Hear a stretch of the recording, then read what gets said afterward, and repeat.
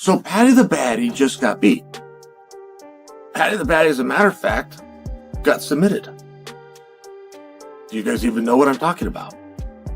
So there's something that goes on in England. This is Paddy's gym.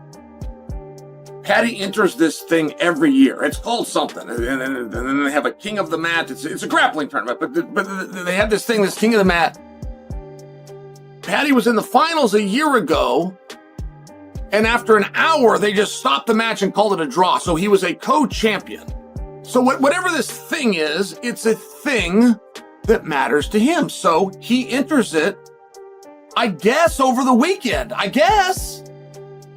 And he ends up getting beat. Gaethje, Paddy, what do you think it looks like? Oh, man. More skilled, more experienced, I think better fighter all around, Justin Gaethje. But I also have been on record and said that Paddy Pimblett is better than a lot of people think he is. You know, because of his haircut and the way he talks. And when I fought him, he's better than a lot of people give him credit for. He's got long reach, good kicks, pretty darn patient and composed in there. But Gaethje's a whole different animal. So if I had to bet, I'd go Justin Gaethje, interim champion. And then he beats Ilia Topuria later on this year. I don't think that's true, dude. He's actually changed his style so much, and his stats are kind of misleading. Like, if you look at his significant strike numbers, dude, it kind of like Max Holloway. Like, you can't statistically prove that Max Holloway's defense has improved or whatever it is, or that he's more technical, but you can see it when you rewatch his recent fights. Justin Gaethje's the same, dude. Like, his defense used to be fucking abysmal. He would just walk through you, but now he actually has shown improvements in his defense. He was making Dustin Poirier miss a lot in their fight,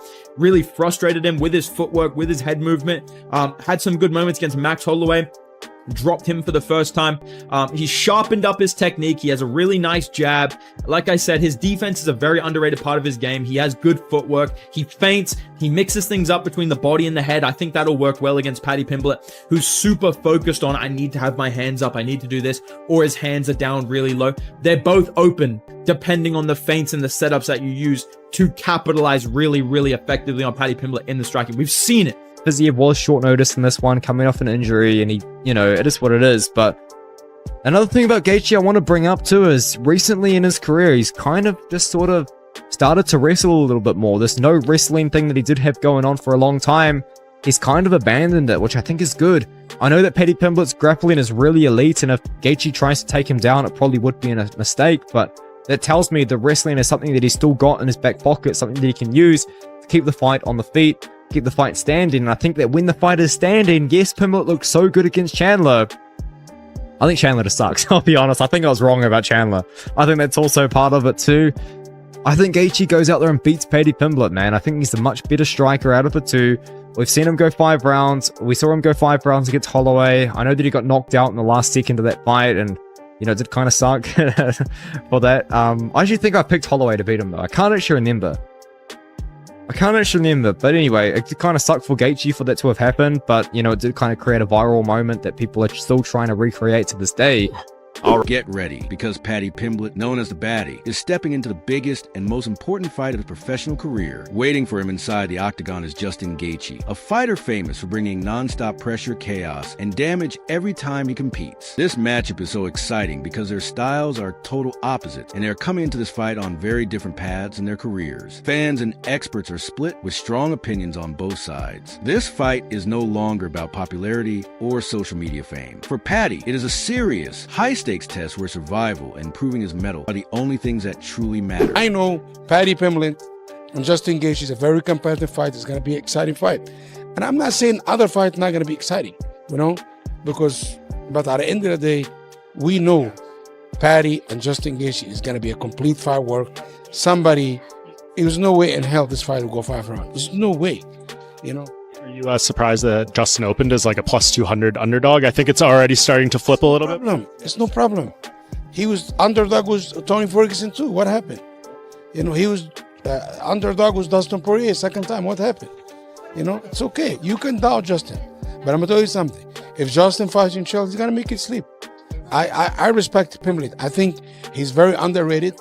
I think a lot of people talk shit about him. But I was like, the guy never lost in the UFC. How are you going to talk shit about him? But I think if Justin Gaethje, touch his chin, he's going to make him go to sleep. But vice versa too. He have very good grappling. It's a very The MMA world is buzzing with predictions ahead of this huge fight. One standout opinion came from the outspoken Chael Sonnen, who offered a deeper look beyond just Paddy Pimblett's recent grappling loss. Sonnen pointed out that this loss revealed something important about Paddy's mental strength and character. Even during an intense training camp, Paddy chose to compete in a local grappling event at his own gym, something personally meaningful to him. Despite the risk of injury or defeat, he gave it his all and accepted the result, showing he doesn't shy away from challenges. As Sonnen put it, Paddy the Baddy just got beat, but with a powerful message about resilience. The Baddy, as a matter of fact, got submitted. Do you guys even know what I'm talking about? So there's something that goes on in England. This is Paddy's gym. Paddy enters this thing every year. It's called something. And then they have a king of the mat. It's a grappling tournament, but they have this thing, this king of the mat.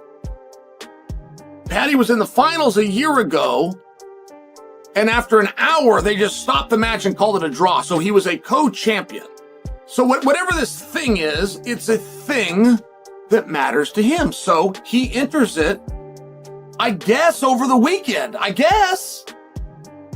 And taking it further, Chael Sonnen tied this mindset directly to Paddy Pimblett's upcoming fight with Justin Gaethje. Sonnen's point: true fighters like Paddy don't protect an image like stars in other sports. They willingly step into tough, high-pressure situations, even with no title or big prize, just pride. He explained why this attitude is crucial against someone like Gaethje, who thrives on pressure and uses it as fuel. As Sonnen said, if a fighter fears losing, Gaethje will exploit it. To stand a chance, you must face him without any doubt or hesitation.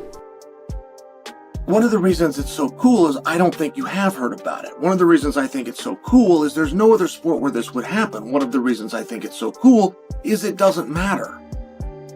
And that's one cool thing about our community. Like if a guy like Paddy wants to go out there and take a risk and do something like this, he can chalk that up to a tremendous victory. He can also chalk that up to a workout. And you know what? We need to keep it that way. It's one thing that we have done very well as a group. Chael Sonnen, ever the contrarian, also challenged a common idea that losing outside the MMA cage, like in a grappling match, automatically signals weakness. He explained that these kinds of competitions don't affect a fighter's official MMA record, so the loss isn't damaging in the usual sense. What it does show, Sonnen argued, is a deep hunger and drive to compete and improve no matter the stakes. From his perspective, Paddy Pimblett's calm and mature response to that recent grappling loss, treating it as a learning opportunity instead of hiding from it, revealed something crucial. It showed a fighter with the mental strength and grit to step into the octagon against someone as dangerous as Justin Gaethje, not freezing under pressure or playing it safe. This fight isn't just about physical toughness. It's also about the psychological battle that starts long before the first punch is thrown. LeBron drops in for a one-on-one with the college star. He just couldn't take the risk. He just simply could not take the risk. This happened when I was a kid. It was to John McEnroe in Oregon. This was before the internet was a thing, but John McEnroe came out and he played somebody there. We had some high school star down in, it was down in Eastern Oregon. I want to say maybe Pendleton. At any rate, the guy beat him. Our high school star beat McEnroe, and this was a thing. This was a thing. But it's one of these reasons why you can't ever get that. Like you were left to believe that the NBA is better than the NCAA. You're led to believe the NFL is better than college football. I'm sure you're right, but there's exceptions, and there's certain positions at certain times where there are exceptions. You will never know. Now, let's turn to a story that took over fight news for a while. Ariel Helwani addressed rumors about Justin Gaethje's injury, making it clear that the videos and photos circulating online had the MMA world talking. The timing was strange, right when the fight buildup should have been smooth and distraction-free. Doubts suddenly appeared. Helwani pointed out that even a small hint of uncertainty can change how fans view the matchup with Paddy Pimblett. He explained that the images looked genuinely concerning, and fans weren't wrong to question their authenticity. The problem wasn't just what Justin or his team said about the injury. It was how bad it looked and how fast the pictures spread online. Helwani concluded that this uncertainty casts a shadow over the fight, affecting the tone and atmosphere as we head into what should be an exciting fight week. Have been swirling that Justin Gaethje is injured. A few videos have surfaced of him diving and cracking heads with someone which wobbled him bad. Do you have any inside information? Have you not heard of this? Okay, actually, I got to be honest. I thought you guys were talking about. I thought he was going to ask about. I saw a bunch of pictures about this thing. Though, right? Yeah, the ingrown hair is what he's claiming. Okay, right. Ingrown hair and a eating bit of brisket. Yeah, brisket. Yeah, a little brisket on the chin. Because they said he had hairpiece on his mouth. He's like, I was eating brisket and I had an ingrown hair. If that is an ingrown hair, that's the gnarliest ingrown hair I've ever seen.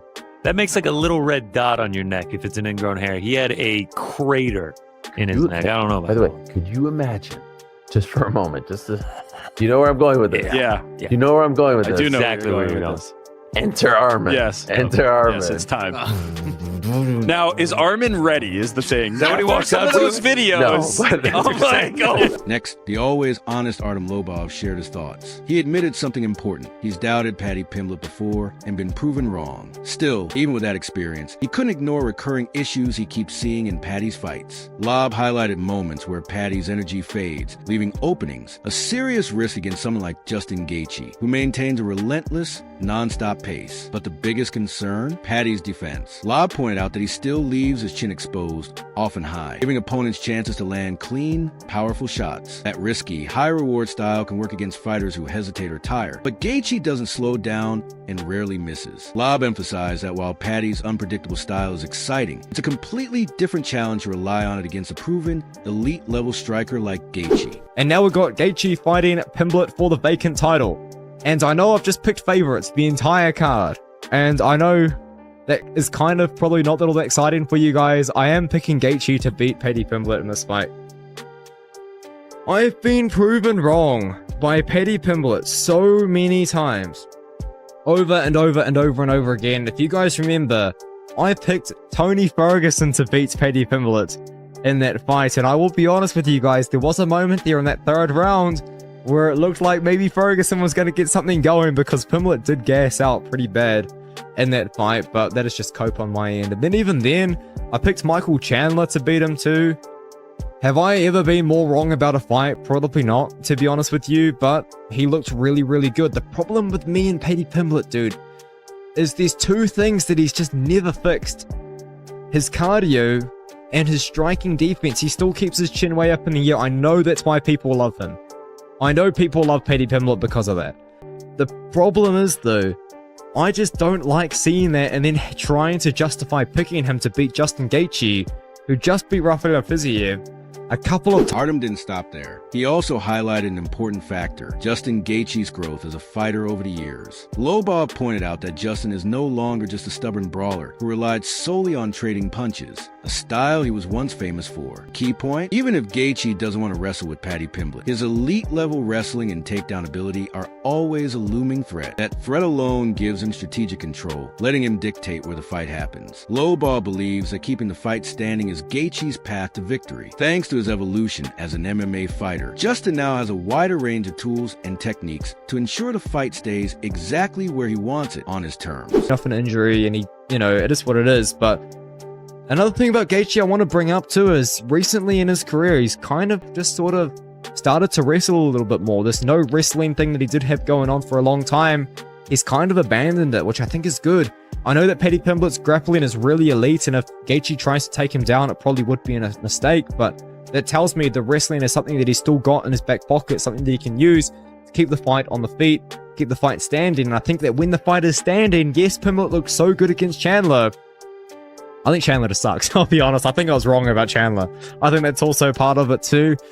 I think Gaethje goes out there and beats Paddy Pimblett. Shifting gears, Bedtime MMA's analysis gave an important insight. They pointed out that Paddy Pimblett, while very skilled on the ground, isn't your typical top-level wrestler who always goes for textbook takedowns. Instead, Paddy fights in a more unusual way, leaning on controlled chaos, powerful kicks, and a unique ability to turn almost any moment into a wild scramble on the mat. Here's the key point. Against a polished technician like Justin Gaethje, this kind of chaotic, opportunistic style can be very risky. Justin isn't just good at defending takedowns. He's widely recognized for having extremely strong, fundamentally solid takedown defense. He can easily stop sloppy, poorly timed, or desperate attempts, keeping the fight exactly where he wants it, on the feet in his striking territory. For Paddy, this changes the game. He won't find those easy takedown opportunities he might against other fighters, which means he'll be forced to stand and trade blows with Justin instead. Really important to just look at these two stylistically. Paddy Pimblett is not a wrestler, bro. Like, Paddy Pimblett is not a wrestler. Justin Gaethje's a better striker. He has good takedown defense, and he has great power. That is my theory here, right? Because when you look at the way that these guys fight, Paddy Pimblett fights a lot behind kicks, dude. He's throwing oblique kicks, calf kicks, head kicks, body kicks, jumping, kind of, switching up in the air, throwing those kicks. He has improved his boxing. That was a big weakness. Continuing the detailed breakdown, Bedtime MMA highlighted why Justin Gaethje is such a tough challenge. He stressed that Justin is no longer the reckless brawler some might have thought. The old idea that Gaethje is just a wild, headhunting fighter is outdated. Today, Justin uses a smart mix of feints, precise footwork, and disciplined defense to systematically make his opponents miss. Why does this matter so much against Paddy? Because Paddy still tend to get hit clean far more often than an elite fighter should. Over the course of a punishing fight, those clean shots can pile up and take a serious toll. When Bedtime MMA went through potential paths to victory for both fighters, the picture became clear. Paddy's best chance is to create early chaos, land a significant strike to hurt Justin, and quickly turn that into an opportunistic submission. But there's a warning.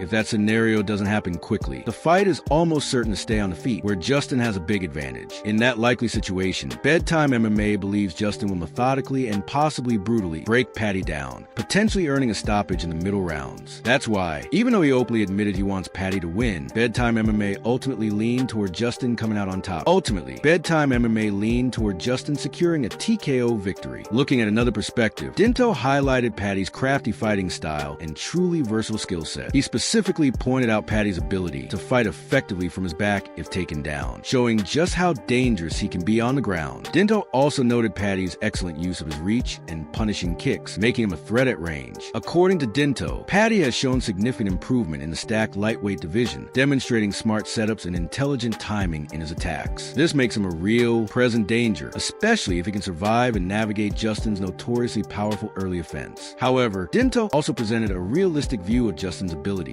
He stressed that Justin brings nearly unmatched raw power and violence to every fight. While acknowledging Paddy's skills, he argued that Justin's explosive striking might simply be too much for him to handle. Dinto believed that while Paddy has the tools to win, Justin operates on a completely elite level. His experience and relentless pressure make it extremely difficult for Paddy to dominate the fight. Then came Mike Bones' take. He predicted this fight won't just be action-packed. It's almost guaranteed to be a full-on barn burner from start to finish. Mike leans toward Justin winning by relentlessly pushing the pace. Justin is expected to unleash a non-stop torrent of strikes and use his notorious fight-ending leg kicks to gradually wear Paddy down and severely limit his movement. But Mike Bones also pointed out an important factor. Paddy's risky, unpredictable style creates pure chaos, which can swing the fight in his favor at any moment. That chaos becomes especially dangerous if the fight hits the ground, even briefly. Why? Because Paddy's Brazilian jiu-jitsu and scrambling skills are arguably his biggest strengths. If Justin ends up in the wrong position, Paddy has a remarkable ability to turn the fight upside down in an instant, finding opportunistic positions when Justin least expects it. Mike emphasized the critical importance of Paddy's fight preparation. He stressed that Paddy cannot approach this like a normal training camp. Justin's relentless, suffocating pace is fundamentally different, and Paddy needs to simulate that intensity in training well before fight night. If he waits to adjust to that level inside the octagon, it may already be too late. However, if Paddy prepares correctly and conditions himself for this high-octane environment, he can put Justin in uncomfortable situations and potentially swing the fight decisively in his favor. Finally, the outspoken manager Ali Abdul Aziz declared this a true 50-50 fight because both Paddy and Justin are aggressive, forward-moving pressure fighters. He predicts that the moment the bell rings, they will collide in the center of the cage, and the pace will be absolutely insane from the very first second. Ali made it clear that he sees almost no chance of this fight going the full 5 rounds. He also addressed the fact that Justin is currently listed as the underdog in the betting odds. Ali calmly reminded everyone that Justin has been doubted countless times before, yet he consistently delivers monumental performances in the toughest fights. That's why the betting numbers don't faze him at all. Ali summed up the key dynamic. If Justin lands clean, Paddy is in serious trouble. But if the fight goes to the ground, Paddy can take control with his world-class grappling. All signs point to this being an incredibly fast, intensely fought battle, with a very high likelihood of ending dramatically before the final bell. Now it's your turn. Let us know in the comments who you think will win this epic clash. Are you siding with Justin's unmatched experience and raw power, or betting on Paddy's sharp skills and smart game plan to pull off the upset?